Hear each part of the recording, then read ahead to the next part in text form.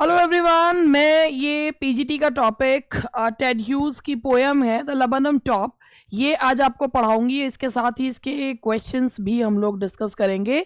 और मुझे ये पता है कि ये गिवन टाइम से भी कम समय में with in half an hour ये कंप्लीट हो जाएगा, क्योंकि कोई मुझे यहाँ पर मैडम आपकी किसकी आईडी कौन सी है, इंस्टा नहीं क्या आपकी जो टेलीग्राम की आईडी क्या है, कट ऑफ क्या जाएगा, मैडम आप जो है चोकर हो, इस तरीके की फालतू बात यहाँ कोई नहीं करने का। और मैं एक चीज आप लोगों से साफ कह के चल रही हूँ, इंग्लिश सूत्रा जो चैनल है ना, 2021 में ये चैनल फरवरी में 1000 सब्सक्राइबर्स हुए थे इसके, और आज 24 दिसंबर 2022 में आज इसके 45,000 सब्सक्राइबर्स हैं। तो ये यूं ही नहीं हो गए कि क्योंकि ये जो है 1000 कमी है अब भी, इसमें इतने नहीं है। अगर फालतू के टॉपिक्स डिस्कस करना शुरू कर देती या कोई भी कुछ भी बोल रहा है तो मैं उस पर ही करके डिस्क वो करना शुरू कर दी। आप मुझे कुछ उल्टा बोलते, नहीं नहीं बेटा ऐसे ना इक्वटी बेटा ऐसे नहीं बोलते, या मैं भी और यूट्यूब चैनल वालों की तरह आपकी लल्लो चप्पो करती, तो ये चैनल जिस चीज के लिए जाना जाता है मुझे पता है, ये चैनल मेरी बोल्डनेस के लिए जाना जाता है, और बहुत सारे लोगों को मेरी बोल्डनेस बिल्कुल बर्दाश्त नहीं होती। तो आपको क्या, मैं बोल्ड हूं तो आपको क्या, मैं कुछ भी बोलूं, मेरा चैनल मेरी मर्जी, आपको क्या। ये आपको क्या उनके लिए है जो मेरी बोल्डनेस से जलते हैं। मैं तो ऐसी हूं, ऐसी थी और ऐसी ही रहूंगी, आपको क्या, समझे। तो आपको तो भाई जो मुझसे प्रभावित है, मेरे जैसा बनना चाहते हैं, उनका इस चैनल में स्वागत है। हजारों लोग इस चैनल से पढ़कर बेनिफिट लिया, more than 100 selections UP TGT PGT में हुए। ये चैनल आज अपने दम पे खड़ा है, ठीक है। तो आप भी अगर जिंदगी में कुछ करना चाहते हैं, कुछ बनना चाहते हैं, तो इंग्लिश सूत्रा से जुड़िए। ये कट ऑफ पूछनी या फालतू की बात करनी या टीचर से लल्लो चप्पो करवाना चाहते हैं, बहुत है मार्केट में, जाओ जाओ जाओ, this channel is not for you, ठीक है। और इतना कह के अब मैं टेड ह्यूज के बारे में पढ़ाऊंगी और लबनम टॉप के बारे में। देखिए जी, Ted Hughes, about the poet Edward James Ted Hughes. Ted Hughes Edward James का ही, एडवर्ड जेम्स जिन्हें टेड ह्यूज के नाम से जाना जाता है, ही यॉर्कशायर यूके में पैदा हुए थे। एक बहुत ही प्रोलिफिक राइटर, इसको हमें तो वो करना पड़ेगा, ये वो हो रहा है,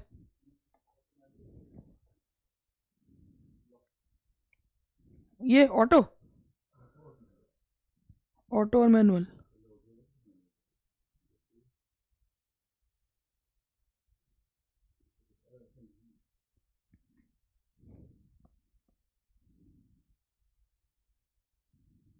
ठीक है।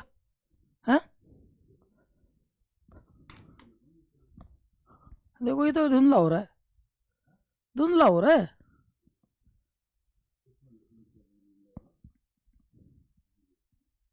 धुंधला हो रहा है।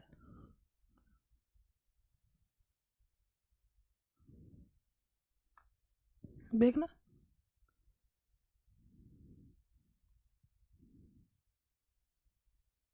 अब हुआ ठीक। हाँ जी, एक prolific poet, translator, editor and children's book author of the 20th century. वो पोएट लॉरिएट बने थे 1984 में, और अपनी मृत्यु तक उन्होंने ये जो पोस्ट थी वो संभाली। Among his many awards he was appointed to the order of merit, one of Britain's highest honours. Order of merit भी मिली थी। आपको पता होगा कि ब्रिटेन की हाईएस्ट है, ये किस किस राइटर के द्वारा जो है इनको मिली है। यूपी टीजीटी में अगर आप लोगों को पता हो तो कौन से यूपी टीजीटी में 4 राइटर्स में से किसी एक राइटर को इनको भी मिली है, आप याद करो कौन से हैं, वैसे आप मुझे बता दोगे। और टेड ह्यूज की जो वाइफ थी वो सिल्विया प्लैथ थी।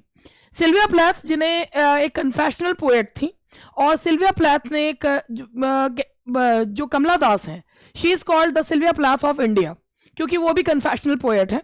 सिल्विया प्लाथ ने आत्महत्या करी थी, and somehow Tedious was held responsible for the suicide of Sylvia Plath. उन्होंने अपने फेस को गैस पर रखकर आत्महत्या करी थी। उसके बाद टेड्यूस का एक कलेक्शन है क्रो, जो है उन्होंने ये क्रो, एक इवन पोएम भी है क्रो। टेड्यूस की पोएम में हमें नेचर को समझना पड़ता है। उनकी बैकग्राउंड जो नेचर की होती है वो that's not very good. Wordsworth की तरह उनकी पोएम्स की बैकग्राउंड बहुत एन्चेंटिंग या सूदिंग नहीं होती है। उनके पोएम की बैकग्राउंड कहीं ना कहीं आपको थोड़ा सा वो परेशान करती हुई, और जो है वो आपको एक नेचर जो है उनकी सूदिंग नहीं होती है। एंड उनकी जो सेकंड वाइफ थी उन्होंने भी आत्महत्या जो है वो की थी। तो टेड्यूस जो है वो समवेयर ये मानते थे कि उनका जो ये पोइट्री कलेक्शन है, जब वो क्रो के नाम से चीज़ें लिखते हैं तो वो कहीं ना कहीं एक मनहूसियत जो है वो फैलाता है। हालांकि ये चीज़ें तो चलती ही रहती हैं। ये जो आप पोएम पढ़ेंगे लेबनम टॉप में भी उन्होंने नेचर को एक अलग ही एस्पेक्ट जो है वो दिखाया है। इसके बारे में मैं आपको बताऊंगी लेबनम टॉप के बारे में। ये लेबनम टॉप ये टेड्यूस के द्वारा लिखी गई है।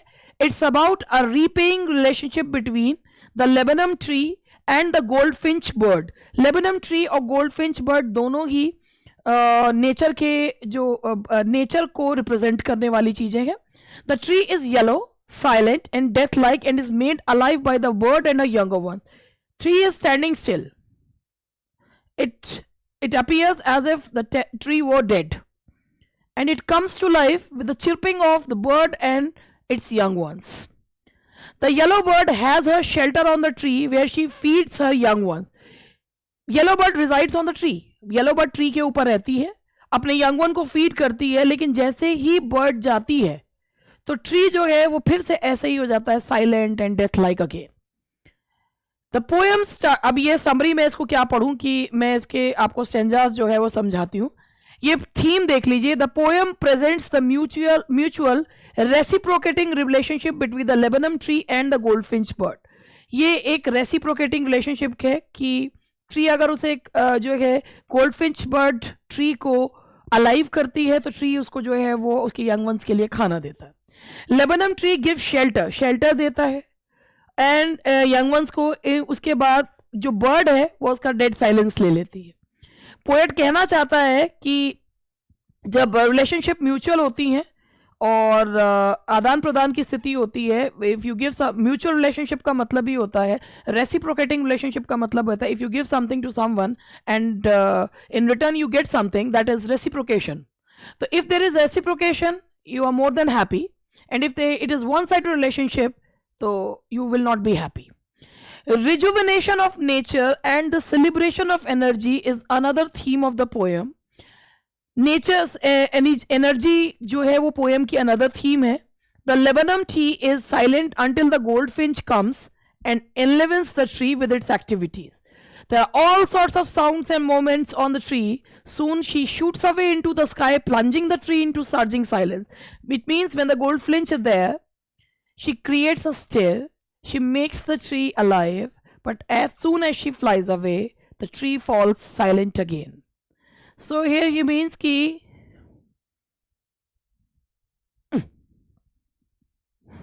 एक मच्छर से की वजह से ये जो है थोड़ा सा गड़बड़ हो गया था। The poet also wants to convey to the readers that life is a process of change and transformation. We change according to time, we change and we transform. Now this is the text of the poem. इसको एक एक करके आपको समझाती हूँ। पहले हिंदी में, English में, साथ में ही बाइलिंगुअल चलता है मेरा जो मेथड है। और the laburnum top is silent. जो लेबनम पेड़ है उसका जो टॉप है इज साइलेंट, बिल्कुल शांत, quite still. Laburnum top silent है। अब यहाँ पे एक पर्सोनिफिकेशन दिया गया है कि लेबनम टॉप जो है वो शांत है, quite still in the afternoon yellow September. यहाँ पर जो बैकग्राउंड में जो रंग जिसकी बहुत ज़्यादा, जिस रंग ने बहुत ज़्यादा जगह ली हुई है वो है येलो। येलो यहाँ पर सिंबल जो है वो सैडनेस का भी है, और येलो यहाँ पर सिंबल जो है वो न्यू लाइफ का भी है। अगर ऑटम सीजन नहीं आएगा तो स्प्रिंग कैसे आएगा? ठीक है, एक इस पे शेले की बहुत सुंदर लाइंस हैं। If winter comes can spring be far behind. So अगर आज दुख है तो कल सुख भी होगा। सितंबर की सनलाइट है, अ फ्यू लीव्स येलोइंग, कुछ पत्तियां जो हैं वो येलो हो रही हैं। ऑल इट्स सीड्स फॉलन, सारे उसके सीड्स गिर चुके हैं। Till the gold finch comes with a twitching chirrup, तभी गोल्ड फिंच आती है, जो बर्ड है gold finch, with a twitching chirrup, और बहुत चिर चिर चिर चिर चिर चिर, ये ओनोमोटोपिया फिगर ऑफ स्पीच है। Suddenness, a startlement, startlement at a branch end, तेजी से, startlement at a branch end, बहुत तेजी से वो ब्रांच के एंड पर आती है। स्लीक, तेजी से लिजर्ड की तरह, एंड अलर्ट एंड अब्रप्ट, और बहुत वो अलर्ट है, बहुत ज्यादा वो एकदम इधर उधर देखते हुए बहुत बहुत आराम, मतलब अब वो बहुत ज्यादा सावधानी पूर्वक चल रही है। And abrupt, she enters the thickness and a machine starts up. She enters the thickness, enters the thickness मतलब वो पेड़ का जो वो हिस्सा है जहां पर बहुत सारे पत्तियां और वो है, उसमें वो एंटर करती है। एंड अ मशीन, मशीन जो यहाँ पर बोला गया है वो यंग वंस को बोला गया है। यंग वंस जो हैं, यंग वंस गोल्ड फ्रिंच के, वो ची ची ची ची ची ची ची शुरू कर देते हैं। Of chitterings end of tremor of wings, और विंग्स फड़फड़ाना शुरू कर देते हैं। एंड ट्रिलिंग्स, और वो जो है उनकी ची ची ची ची शुरू हो जाती है। द होल ट्री ट्रेम्बल्स, पूरा जो ट्री है ना वो उस अचानक से आई हुई एनर्जी से कांपने लगता है। एंड थ्रिल्स, वो खुश हो जाता है। Personification, it is the engine of our family, ये पहले आगे चिड़िया, चिड़िया के पीछे उसके बच्चे, तो वो it is the engine of a family, कि ये जो आवाज आ रही है, ये जो यंग वंस है उन्हें इंजन से कंपेयर किया गया, metaphor. She strokes it full then floods out to a branch end, वो ब्रांच एंड पर जाती है।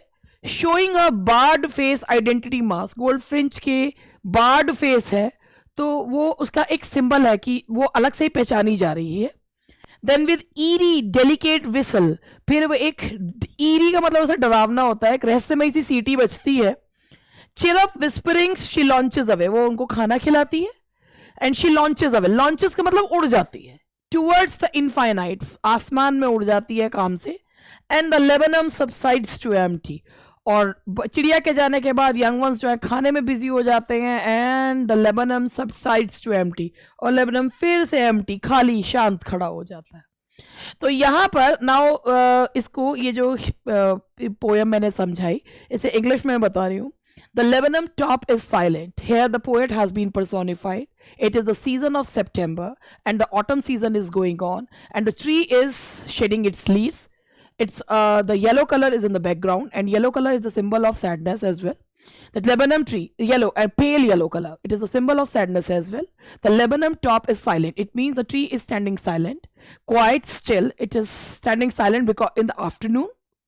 And the September sunlight, that's a fade sunlight, and the tree is still standing still, just like a dead person, because dead persons are also also shown in the poems as pale. So the tree is standing like a dead person and it's pale. So there is an imagery of human beings, and the tree is appearing like a corpse. A few leaves yellowing. The tree has only a few leaves. Most of the leaves have fallen, and those left out leaves are also yellowing. It means they are also about to fall. All its seeds fallen. The seeds have already fallen, and new trees and new plants will erupt. Till the goldfinch comes, the tree is very silent. The tree is dead-like until a ray of hope comes in its life, and that is goldfinch with a twitching chirrup. She just tweets, and at suddenness she has come there, she has come down from the top to feed her young ones, and she moves like a lizard swiftly, and she enters the thickness of the tree, and a machine starts up. machine. Here the machine is the young ones of the bird, and there's just like a machine. They all started fluttering their wings. They all started twerking, and they all start chittering and trembling of wings and all that. The whole tree becomes happy. When the tree hears so many sounds, the tree becomes happy, and the tree comes to life again. The tree becomes alive. Until that chirping and chitterings, the tree was silent, just like a dead person. But the moment the life force comes, the tree becomes alive, and it trembles with joy. It's the engine of a family. It's the engine here. Engine is the young ones, and that chirping and that chittering gives life to the tree, and she stokes it full, then flirts out to a branch end. She feeds her children, and she shows her face. Her face is barred, that shows its unique identity. Then with eerie, delicate whistle, chirrup whisperings, then she gives a mysterious whistle sound. And when her young ones are busy with the food, she plunges in the sky. She flew away. And after this movement, the young ones are quiet. The bird has flown. Now, the Lebanon tree is silent again. The Lebanon tree is silent again. Why? Because that movement has stopped. That movement, just because of that movement, the tree came back to life. And when the movement stopped, the life of tree also stopped. It means there is interdependence. There is a mutual relationship between the bird and the tree. The tree give the bird shelter, and the bird give liveliness to tree. And as soon as the bird flew, that liveliness also went with that bird. So this is the summary and the explanation, word for word, of this poem, The Lebanon Top. Now explanation. ये अब ये जितना भी मैंने समझाया है, ये सारी चीज जो है इसमें दी गई है. अब इसे बार बार क्या समझाऊं मैं आप लोगों को. लिटरेरी डिवाइसेस देखिए, इसमें जो मैंने भी आपको समझाया, ये सारी चीज इसमें दी गई हैं. Alliteration, repetition of a consonant sound at the beginning of two or more consecutive words. The instances of alliteration in the poem are as September sunlight, SS. Simile, sleek as a lizard. Metaphor, she enters the thickness and machine starts up. बच्चों को compare करा गया machine से. और personification, जो मैंने अभी आपको बताया, पूरे पेड़ को पर्सोनिफाई जो है वो किया गया है. इसमें जो इसमें ट्रांसफर्ड एपिथेट हालांकि इसमें मुझे नहीं लगा. और the poem begins with the description of the Lebanon top which is still and silent on a September afternoon. ये ऑटम का सीजन है, और ये पूरा इसके पॉइंट्स थे पोएम के. काफ़ी सारा मटेरियल है जो आपको इसमें मिलेगा. अब ये जो यहाँ से स्टेंजा वाइज जो है वो आप लोगों को मैं क्वेश्चंस जो हैं वो करवाऊंगी. तो पहला क्वेश्चन है, the laburnum top is silent, quiet, still in the afternoon yellow September sunlight, a few leaves yellowing, all its seed fallen. What does Lebanon top mean here? Lebanon top का मतलब क्या है? तो Lebanon top का जो meaning है वो क्या है यहाँ पर? It means the top part of any tree. It means the top part of the Lebanon tree.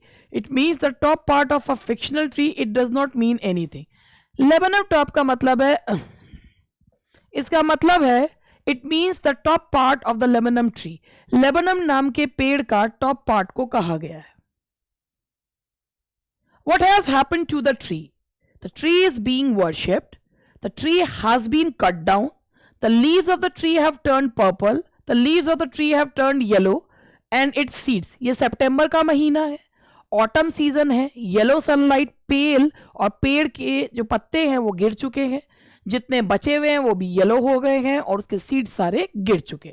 तो ये है आपका, the leaves of the tree have turned yellow and it's seeds falling down. Find a word from the extract which is the antonym of noisy. Noisy का antonym क्या होगा? Noisy का antonym होगा quite, that is quite. तो उसमें quite लिखा हुआ है मगर इसमें जो है क्वाइट होगा। तो क्वाइट का मतलब होता है पूर्णतया, और ये होता है, ये क्वाइट है इसका शांति। वैसे इसमें जो अगर हम देखें तो एक्सट्रैक्ट में जो दिया हुआ है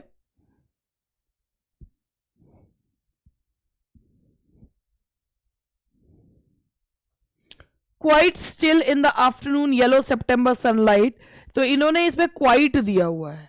और the Lebanon top is silent, वैसे हम इसमें साइलेंट भी ले सकते हैं। अभी हम इसको देखते हैं क्वेश्चन को क्या दे रखा है इसमें। क्वेश्चन देखते हैं, साइलेंट लेते हैं क्योंकि जो एक्सट्रैक्ट से हिसाब से देखें तो साइलेंट है, नॉइजी का साइलेंट लेंगे, वो मैं गलत लगा रही थी। क्वाइट तो नॉइजी का क्वाइट है मगर एक्सट्रैक्ट बेस्ड क्वेश्चन अगर हम ध्यान से पढ़े तो find a word from the extract, तो एक्सट्रैक्ट के हिसाब से साइलेंट है, क्वाइट नहीं है, उसमें क्वाइट नहीं दिया हुआ, यही गड़बड़ हो जाती है जब मुझसे ही हो रही है तो। Then sleek as a lizard and alert and abrupt, she enters the thickness and a machine starts up, of chitterings and a tremor of wings and trilling, the whole tree trembles and thrills. Who is she in the second line? She enters, she is the baby goldfinch, she is a squirrel, she is a lizard, she is the mother goldfinch. तो ये है she is the mother goldfinch जो अपने बच्चों के साथ who enters the thickness of the, ये she इसमें कौन है? mother goldfinch.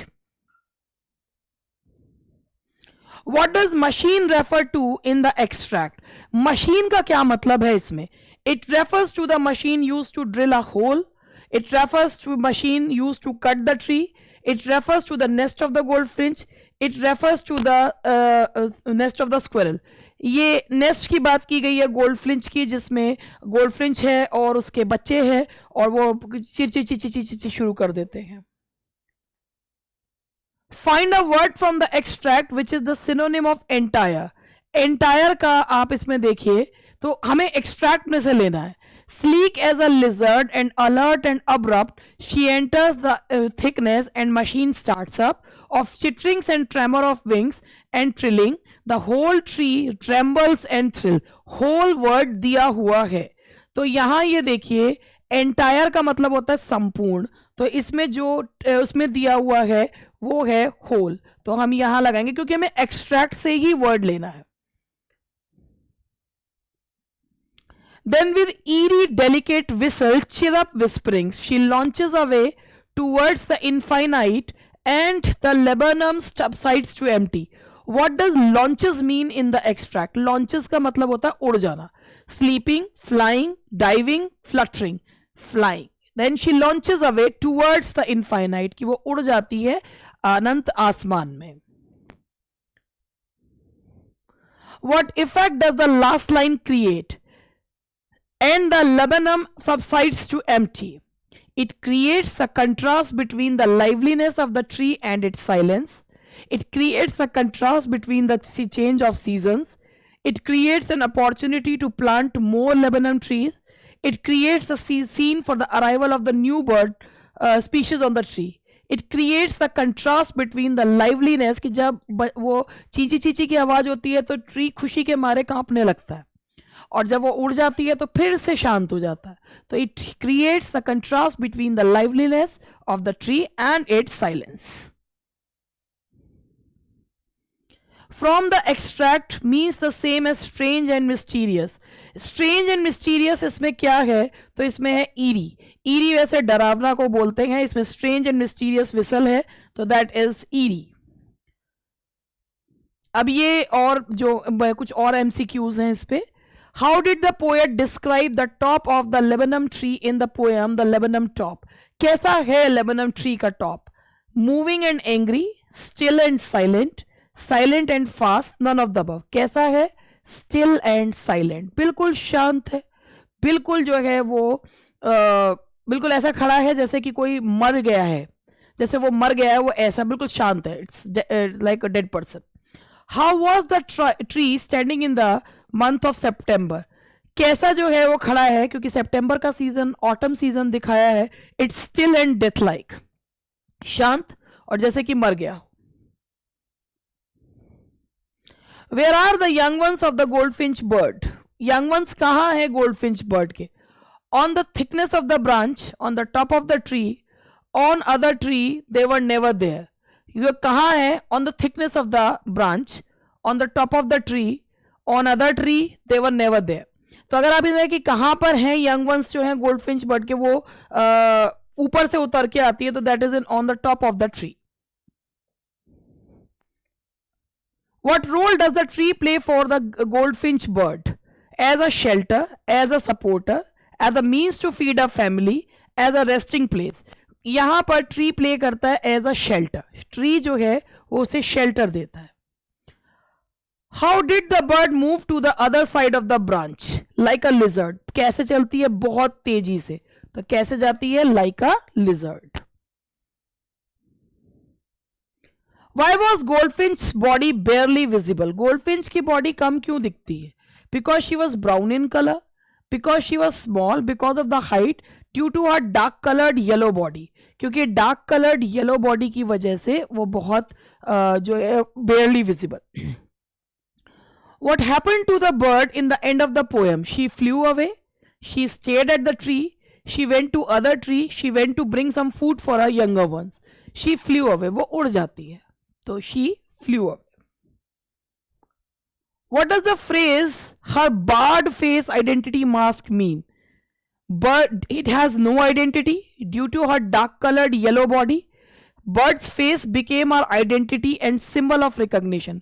Bird का जो face है, उसकी body yellow है तो बहुत कम visible है। Bird का जो face है वो उसका identity बनती है and symbol of recognition. तो यहाँ आएगा C. And the next question is, while entering the thickness, जब वो ट्री की थिकनेस में एंटर करती है, the bird was slow, abrupt, happy, sad. कैसी थी? abrupt. बहुत ही alert and abrupt. Why is Lebanon called empty even when there are young ones of goldfinch in the tree? एक देखिए, आप इसमें प्रेपोजिशन भी नोट करिएगा। इन द ट्री आ रहा है, कभी भी ऑन द ट्री जो है वो नहीं कहा जाता है, वो इन द ट्री कहा जाता है, क्योंकि ट्री में बहुत सारे जो पत्ते होते हैं, तो ट्री इज कवर्ड, तो इसीलिए इन द ट्री कहा जाता है। That's not on the tree, it's a usage of preposition कि हम लोग इन द ट्री बोलते हैं। हम लोग क्या मतलब बोला जाता है? In the tree, not on the tree. No one can sit on the tree, it sit in the tree, on the branches, in the tree. तो ये देखिए, why is Lebanon called empty even when there are young ones of goldfinch in the tree? Because they are sleeping, because they are very young, because they are inactive and not making any motion, because they are busy with their food. Because they are busy with their food, they got their food, now they are not doing anything. The whole of the activity just because of their mother, so they are busy with their food and they don't have to take anything with the tree. तो यहाँ आएगा, that's D. And the last question is, what is the theme of the poem? Theme क्या है poem की? Love for family, importance of silence in life, importance of activities in life, interdependence and mutual love. जो tree है वो shelter देता है, और जो गोल्डफिंच है वो ट्री को एक लाइवलीनेस देती है। तो इंटरडिपेंडेंस एंड म्यूचुअल लव दिखाया गया है, तो ये है इसका, दैट इज इट्स थीम। तो ये हुए इसके 12 क्वेश्चन, तो ये हैं। अब मैं आपको ये दिखा देती हूँ कि ये जो है 14 पेजेस की पीडीएफ है जो आपको मिलेगी। मैंने जहाँ से पढ़ाया, मैं इसको नंबर 1 से ही आपको दिखा देती हूँ।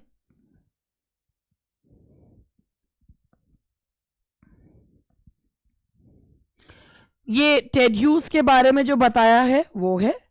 उसके बाद आपको पोएम की समरी है। आप इनके नोट्स बनाना चाहें, जैसे भी करना चाहें वो देख लें। और इसके बाद ये थीम है, जो हमने इसमें थीम ली है।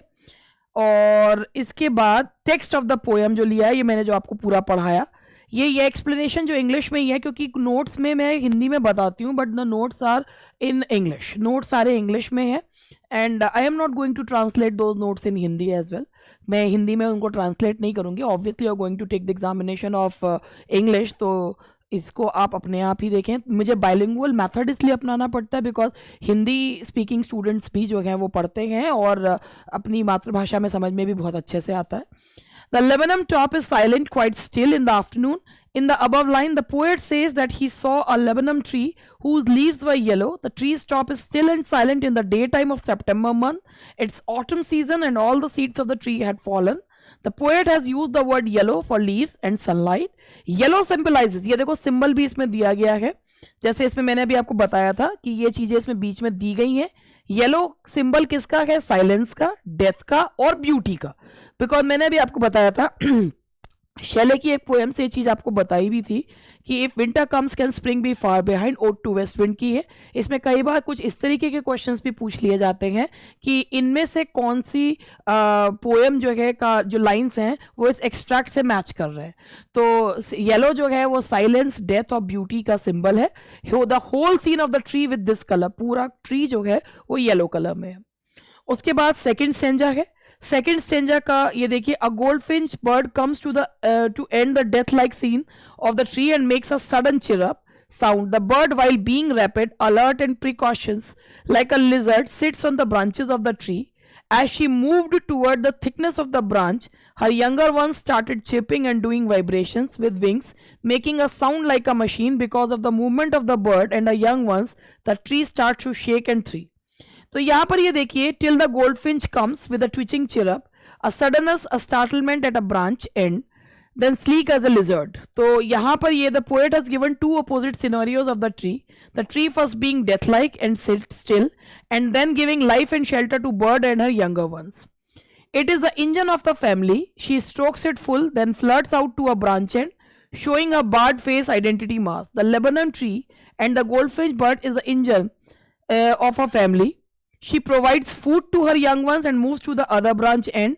Her dark colored striped face is visible as her body is yellow colored and hides behind the yellow leaves of the tree. After reaching the end of the branch, the bird makes a sweet chirping sound, just like whispering, and flies away towards the infinite sky. It again makes the Lebanon tree silent and death-like. तो अब आप यहाँ पर ये कुछ जो questions थे, जैसे वैसे इनमें ये क्वेश्चंस में कुछ चीज़ें जो हैं वो क्लियर इसमें नहीं दी हुई हैं। जैसे मैंने यहाँ पर ये बताया था, ये वाला क्वेश्चन था मशीन वाला, तो it refers to the machine use to cut nest of the squirrel, तो it refers to the nest of the goldfinch. यहाँ पर नेस्ट का कहीं डिस्क्रिप्शन दिया नहीं गया है, मगर हम इसको अज्यूम कर रहे हैं इस क्वेश्चन में, ठीक है। और ये तो सारे हो गए थे। और अभी इसमें भी एक क्वेश्चन ये था, how are the where are the young ones of the goldfinch bird? तो on the thickness of the branch, on the top of the tree, ये भी कहीं पर नहीं है क्योंकि मेंशन नहीं करा हुआ है। तो ये है कि भाई वो थिकनेस में तो आई थी और वो टॉप के ही माना जा रहा है कि उस पर टॉप पर से ही आई होगी, तो ये कहीं पर भी जो है नहीं दिया। On other tree they were never there. अब ये यंग वंस है क्योंकि शेल्टर दिया है, तो वो on the top of the tree, तो ये थोड़ा सा डाइसी है क्वेश्चन, लेकिन मैंने इसका on the top of the tree माना है। तो इसमें और what role does the tree play, ये तो बाकी के क्वेश्चंस इसमें से मिल गए हैं। और बाकी जो दो क्वेश्चंस हैं उनमें थोड़ा सा डाइसी जो है वो है, वो जो मैंने आपको बता दिया कि इन क्वेश्चंस में, क्योंकि इसका क्लियर आंसर पोएम में भी हमको नहीं मिल रहा है कि यही इनका क्लियर आंसर है। तो जो मैंने अभी आपको ये बताया, ये एक पूरा टेड ह्यूज उनका पोएम, उनके questions we have all discuss. और बाकी मैंने इससे जब शुरुआत में जो है 2-3 बात आप लोगों से कही है, और बाकी मुझे कुछ और नहीं कहना। देखिए 34 मिनट्स में काफ़ी सारी चीज़ें जो हैं वो कवर हो गई, और बाकी मिलते हैं नेक्स्ट क्लास में। Bye bye.